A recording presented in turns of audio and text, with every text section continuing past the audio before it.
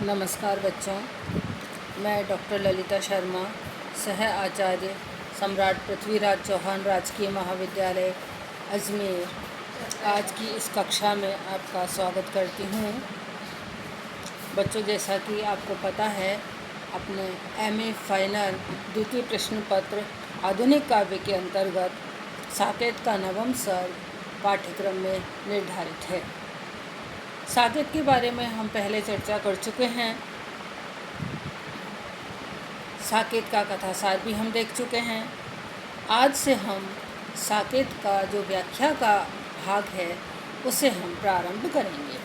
तो बच्चों, व्याख्या के भाग को प्रारंभ करते हैं। सर्वप्रथम देखिए, दो वंशों में प्रकट करके पावनी लोक लीला, 100 पुत्रों से अधिक जिनकी पुत्रियां पूतशीला, त्यागी भी हैं शरण जिनके जो अनासक्त गेही, राजा योगी जय जनक वे पुण्य देही विदेही।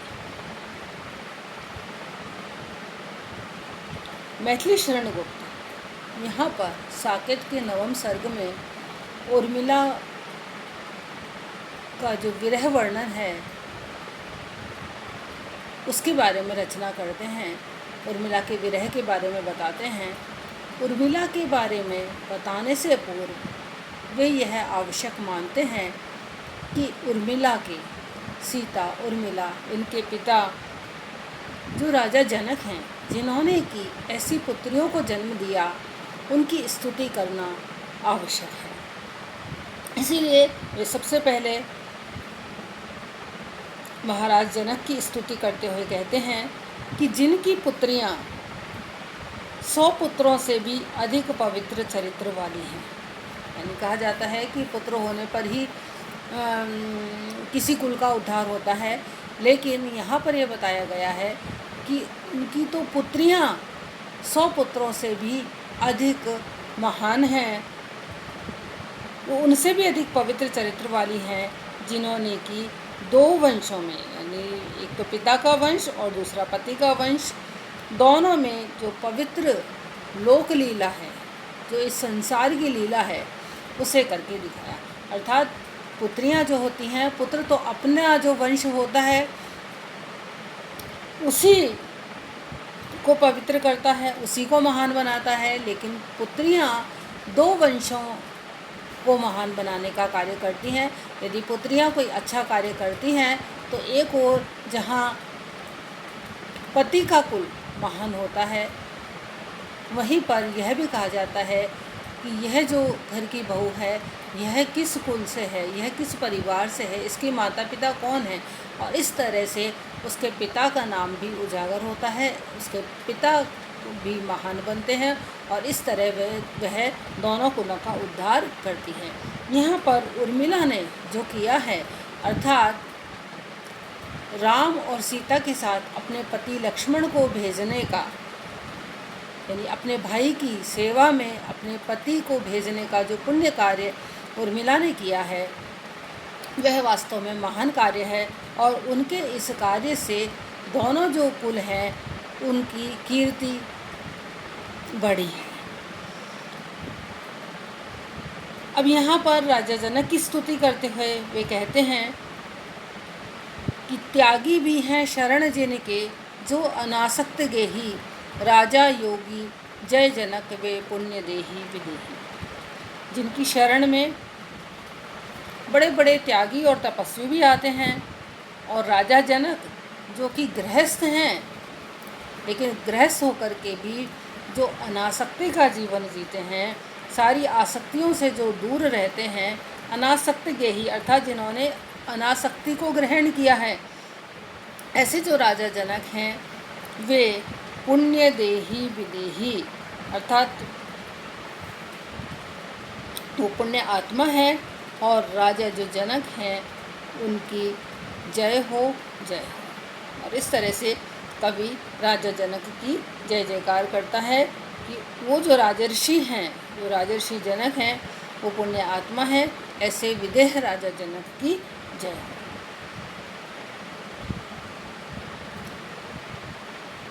आगे कवि लिखते हैं, विफल जीवन व्यर्थ बहा बहा, सरस दो पद भी न होए हा, कठिन है कविते तब भूमि ही, पर यहाँ श्रम भी सुख सा रहा। कवि अपनी काव्य रचना से संबंधित जो अपने अनुभव हैं उनको बताता हुआ कह रहा है कि मेरा ये जो कवि जीवन है, इसका जो प्रवाह है, ऐसा लगता है कि मानो व्यर्थ ही इधर उधर बहता रहा है। क्यों? क्योंकि जिस प्रकार जो जल होता है वो इधर उधर बहे, ये जैसे किसी ऊसर भूमि में है, किसी पथरीली ज़मीन में यदि जल है तो वह सिंचाई के उपयोग का नहीं रहता, वह उससे कुछ भी उपजाऊ ज़मीन नहीं बनती है। उसी तरह से यहाँ पर कवि कहते हैं कि मैंने जो रचना की है, मैंने जो पदों की रचना की है, वो ऐसे जो सरस छंद हैं उनकी रचना मैं नहीं कर सका। यहाँ पर सरस छंद से कहने का आशय यह है कि मैंने राम के जीवन से संबंधित जो छंद हैं वो नहीं लिखे, और वो जब मैं लिखूँगा तब जा कर के मेरी जो रचना है वो सफल हो सकती है। यानी मेरा जीवन व्यर्थ ही रहा जो मैंने सरस पद नहीं लिखे। तो जिस तरह से उस जल का जो कि किसी भूमि को उपजाऊ बनाने में समर्थ नहीं होता है, उस जल का कोई महत्व नहीं होता है, उस जल का कोई लाभ नहीं होता है, उसी तरह से जो कविता रूपी ज़मीन है उसको सरस नहीं कर पाने के कारण कवि अपनी कविता को व्यर्थ समझ रहा है। यहाँ पर कवि की जो नम्रता है और उसकी जो विनम्रता है, विनय भावना है, वह हमको दिखाई देती है। यहाँ पर कवि कहता है कविता करना बहुत ही कठिन कार्य है, उसको सरस कहना, सरल कहना कोई आसान काम नहीं है। लेकिन ये कविता चाहे कैसी भी हो, लेकिन कविता करने के लिए जो परिश्रम होता है वह परिश्रम हमेशा ही सुख देने वाला रहा है, और इसलिए मैं इस कविता की रचना करता हूँ। यहाँ पर देखिए बच्चों, जीवन शब्द है, पद शब्द है और भूमि शब्द, ये जो तीन शब्द आए हैं इनमें हमको श्लेष अलंकार की छटा देखने को, ये जो शब्द हैं ये श्लेष शब्द हैं। यहाँ पर देखिए सबसे पहले जैसे जिस प्रकार से कठोर और पथरीली भूमि पर बहने वाला जो जल होता है वो उपज और सिंचाई के काम नहीं आता है, और वो भूमि के छोटे से भाग को भी उपजाऊ नहीं बना सकता है, इसलिए वह व्यर्थ है। तो यहाँ पर भी यही कहा गया है कि इसी प्रकार जिस जल ने दो पद भी नहीं धोए उनका कोई उपयोग नहीं।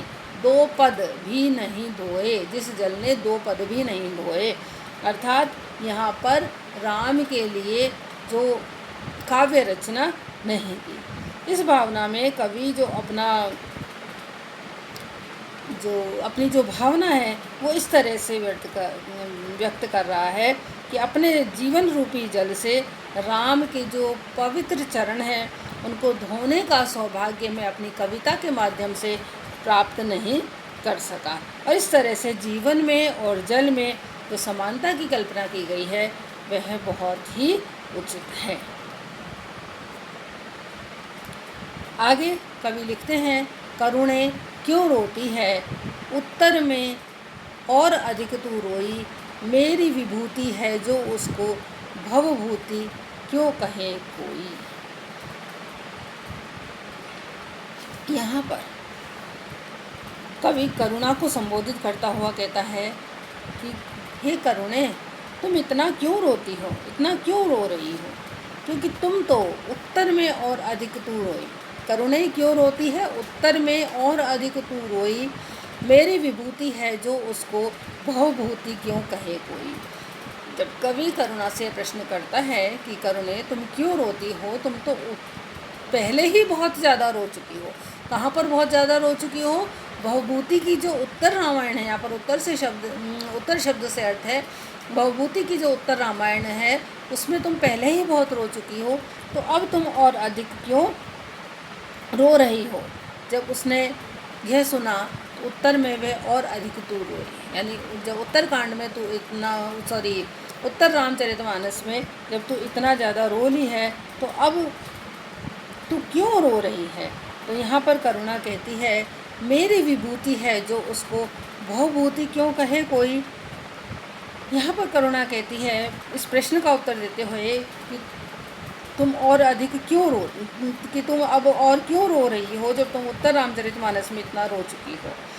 तो यहाँ पर इसका उत्तर देती हुई कहती है कि जो मेरी विभूति है, करुणा कहती है जो मेरी महानता है, उस महानता को, उस ऐश्वर्य को लोग, उसका जो सुख है, उस ऐश्वर्य का जो सुख है वह केवल मेरा है, उसे लोग शिव की विभूति बताते हैं, जबकि ऐसा नहीं है। अपने प्रति ये जो अन्याय है उसको देखकर ही करुणा और अधिक रोने लगती हैं। यहाँ पर करुणा से जब उसके रुदन का कारण पूछता है तो उसका रुदन कम नहीं होकर के और बढ़ जाता है और जो भावों की अनुभूति है उसमें तीव्रता आ जाती है।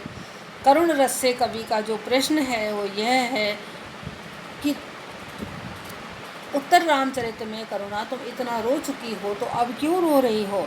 तो करुणा कहती है कि मेरी महानता को लोगों ने भवभूति की महानता बताई है, पर भवभूति से आशय यह है भव यानी संसार की भूति भी हो सकता है और भवभूति यहाँ पर कवि भवभूति का भी नाम है।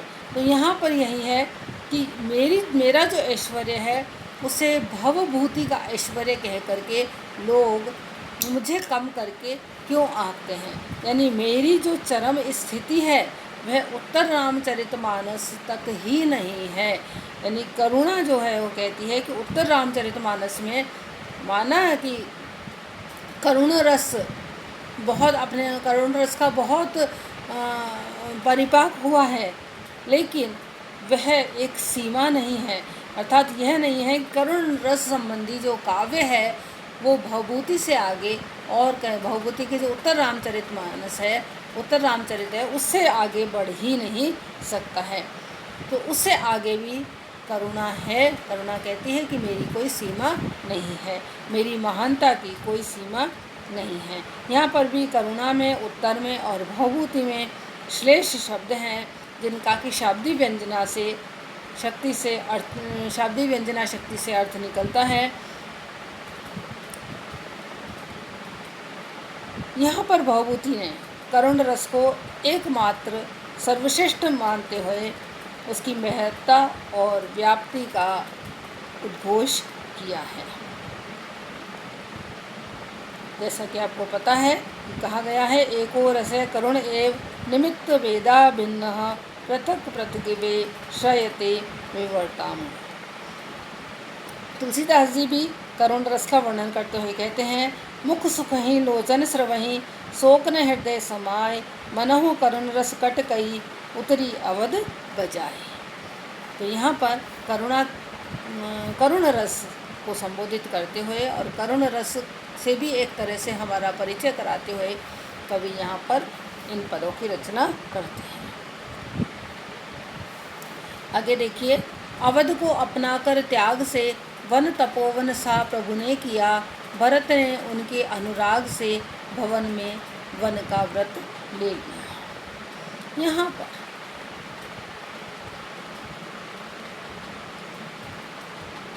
राम के बारे में चर्चा की गई है कि राम ने क्या किया, अवध को अपनाकर त्याग से। राम ने अयोध्या को त्याग दिया और पूरे राजपाट को त्याग करके उन्होंने वनवास ग्रहण कर लिया और वन को ही उन्होंने तपोवन सा बना दिया। वन जो कि बहुत ही डरावना होता है, बहुत कहना चाहिए वहाँ पर भयंकरता होती है, लेकिन उस भयंकर वन को भी और उस निर्जन भूमि को भी राम ने तपोवन के समान सुंदर बना दिया।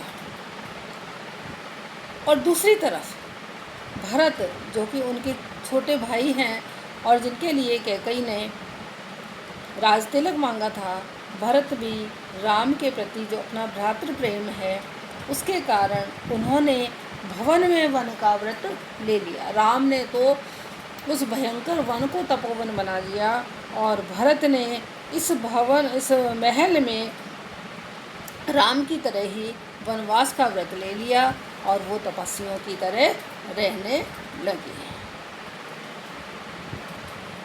स्वामी सहित सीता ने नंदन माना सघन गहन कानन भी, वन उर्मिला वधू ने किया उन्हीं के हितार्थ निज उपवन भी। यहाँ पर सीता के बारे में बताया गया है कि सीता ने स्वामी के साथ में वन जाकर के नंदन माना सघन गहन कानन भी, जो भयंकर वन है उस भयंकर वन को भी उन्होंने रमणीक जो नंदन है वह मान लिया।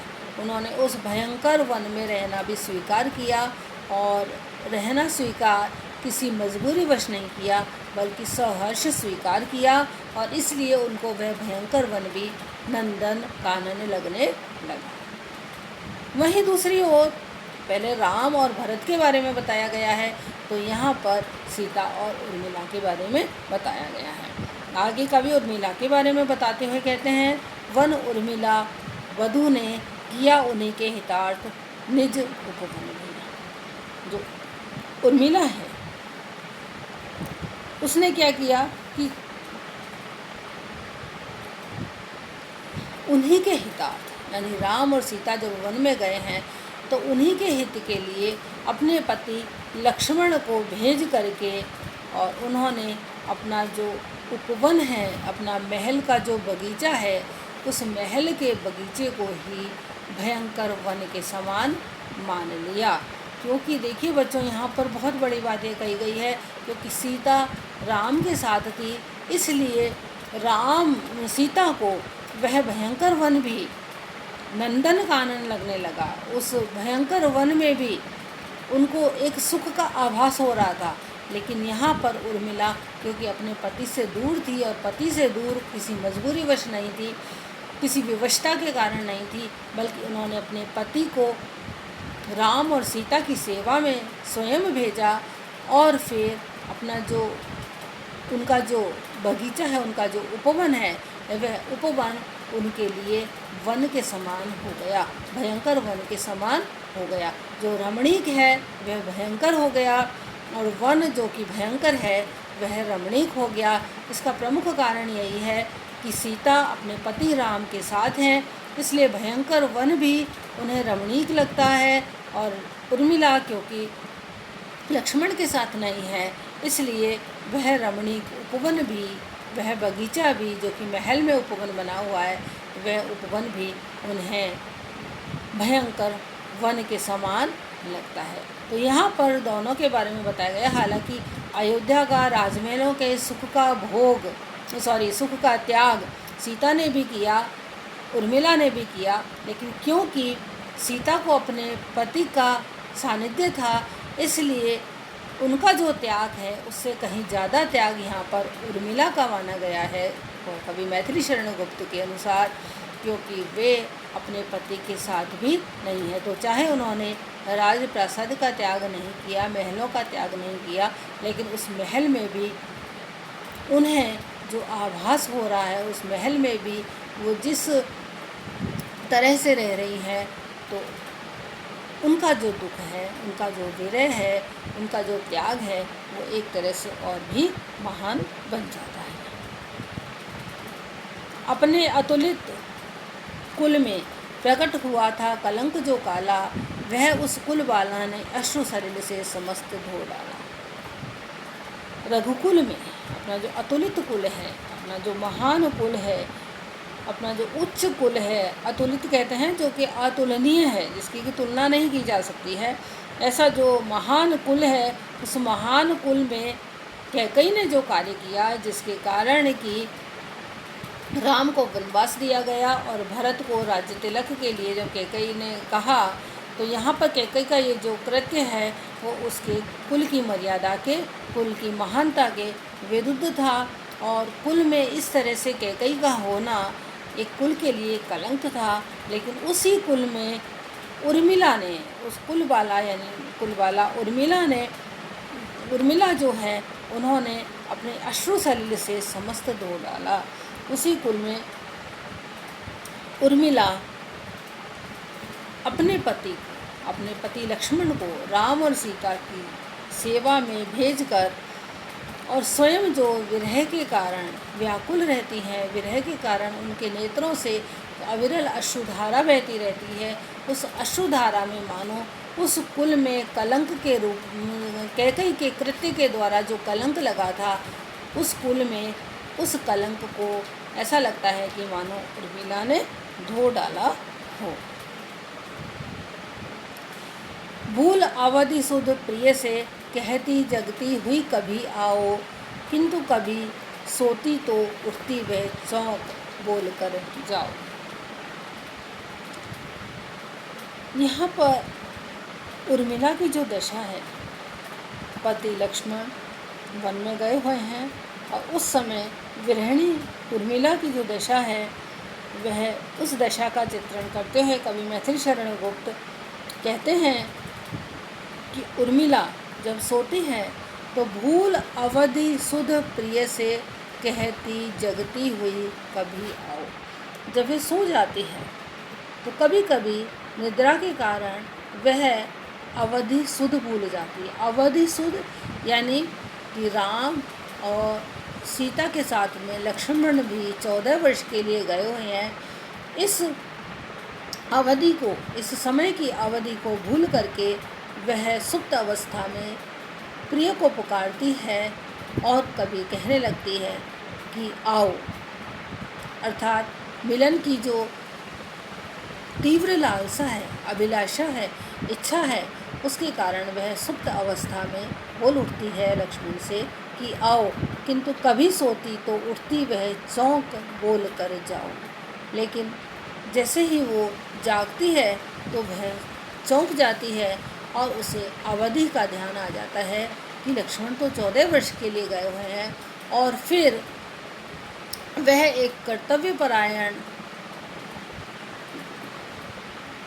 पतिव्रता की भांति यहाँ पर चौंक करके कहती है कि नहीं नहीं, आप जाओ। अर्थात 14 वर्ष की अवधि जिसके लिए कि आप राम सीता के साथ में गए हुए हो, उस समय से पहले मैं आने के लिए नहीं कहूँगी। यहाँ पर बहुत ही सुंदर चित्रण किया गया है कि यहाँ पर उर्मिला संयोग सुख के लिए आमंत्रित तो करती हैं, लेकिन फिर उसके बाद जैसे ही उन्हें अपने कर्तव्य का बोध होता है, आदर्श की भावना उनके अंदर आती है और कर्तव्य का बोध होता है, तो वह एकदम कह उठती हैं कि नहीं, जाओ। तो यहाँ पर प्रेम से ज़्यादा कर्तव्य को महत्व दिया गया है। मानस मंदिर में सती पति की प्रतिमा थाप, जलती सी उस विरह में बनी आरती आप। उर्मिला के विरह का ये जो पद है ये बहुत ही सुंदर है। यहाँ पर बताया गया है जो सती उर्मिला है, मानस मंदिर में सती पति की प्रतिमा था, मन रूपी मंदिर में उस सती ने, उस उर्मिला ने पति की प्रतिमा को थाप यानी स्थापित कर लिया। अर्थात सती उर्मिला ने अपने मन रूपी मंदिर में पति की प्रतिमा को बिठा लिया, और जब किसी मंदिर में प्रतिमा की स्थापना कर दी जाती है तो उसकी पूजा अर्चना भी की जाती है, उसकी आरती भी की जाती है। तो यहाँ पर बताया गया है कि उस प्रतिमा की आरती करने के लिए उर्मिला ने स्वयं को होम कर दिया है, स्वयं को ही विरह में जला लिया है, स्वयं ही दीपक बन करके उस प्रतिमा की आरती कर रही हैं। कहने का आशय यह है कि उर्मिला का विरह जो है वह स्वयं ही इस बात का साक्षी है कि उनके मन मंदिर में जो लक्ष्मण की मूर्ति बैठी हुई है, उस मन मंदिर में बैठी हुई उस मूर्ति की आरती उतारने के लिए वह स्वयं ही उद्यत है और उसका विरह है और उसके विरह की जो ज्वाला है, उससे जो जलती हुई उर्मिला है वह आरती के दीपक के समान बन गई है। तो यहाँ पर उर्मिला के विरह का बहुत ही सुंदर चित्रण इसमें किया गया है। धन्यवाद बच्चों। कल के व्याख्यान में हम इसी व्याख्या के भाग को जारी रखेंगे। धन्यवाद।